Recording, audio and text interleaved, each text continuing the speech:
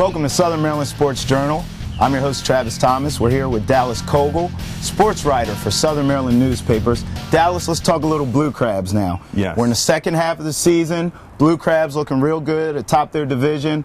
What can we look forward to in this second half of the season and looking forward towards the playoff matchups? Well, the first half of the season started slow for the Blue Crabs, but they built up major steam. In fact, from May 21st in the first half, when they were 12-19, all the way through into the All-Star break, once the first half ended, they were the best team in the league. They went on a 19-9 run, got them the first half title. They won a weak division, but yet they weren't weak as they finished up the first half. And so they're parlaying that into the second half. Now, the beauty of the Atlantic League that they're in, which is an independent minor professional league, not affiliated with any major league organization, but certainly Major League Scouts come out and look to sign these players, is once you win the first half, you don't have to win the second half to get into the playoffs. So the Blue Crabs' playoff berth is sealed from their first half play. However, you don't also want to lose steam.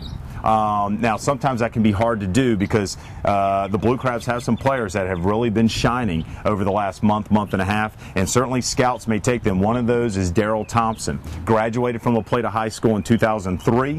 One of the top pitchers in the league. Had a run from late May into June where 5 straight starts allowed 2 or less runs in each start, going at least 5 innings, and really was going 6 and 7 innings during that run. And he's really shined, but this pitching staff, which has perennially been a great pitching staff for the Blue Crabs, is up at 1 or 2 in the league, number 1 or 2 in the league, and they've got other starters like Michael Ballard, Ian Marshall, other guys, Logan Williamson, have come on, and then their bullpen, maybe the best bullpen in the league, maybe the best bullpen the Blue Crabs have ever had, with Jim Ed Warden, their closer, who has been dynamite. At least he was through the first half of the season, really rebounding from a struggling season last year and asserting himself as the best closer in the league. So their pitching staff is good. Then they've got hitters, Kyle Hankard, who can just hit home runs with the best of them in the league.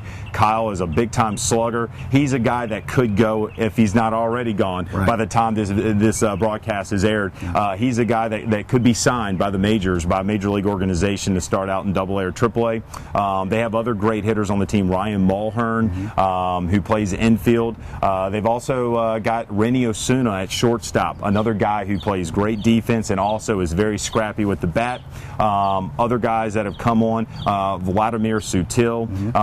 And then they've got Jeremy Owens. You never can count him out. He's the most popular guy on the team. He's a player coach, center fielder, started out rough, but has certainly started to pick it up toward the end of the first half, and he's just a gamer. So prognosticating, looking ahead as we round into the playoffs, what do you think the chances are that they could win this whole thing? Are there any teams out there that maybe they're just a bad matchup for? Well, I would have said that early on in the year, and certainly throughout the first half, Sugar Land out of Texas, the only team not on the East Coast, based in Houston suburb, the team that Roger Clemens pitched for last year when he was making his return, and his son plays for. Kobe Clemens plays catcher and third base for. Sugar Land's had the best record in the league, but they've slowed down a bit because they were playing at like a 700 to 800 winning percentage clip. Wow. Somerset's also very good, but they're in the Freedom Division. So the Blue Crabs are in the Liberty Division. They've already clinched the first half berth.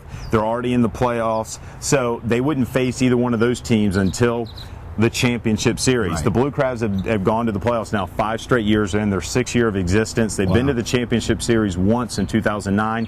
I think if they get there, I love the way this team is playing. Their offense is as good as they've ever had from top to bottom, and their pitching staff is really pitching as well to end the first half and here into the second half as any Blue Crab team. Well, thank you, Dallas. He's Dallas Cogle. I'm Travis Thomas. You've been watching Southern Maryland Sports Journal on MetroCast Channel 10.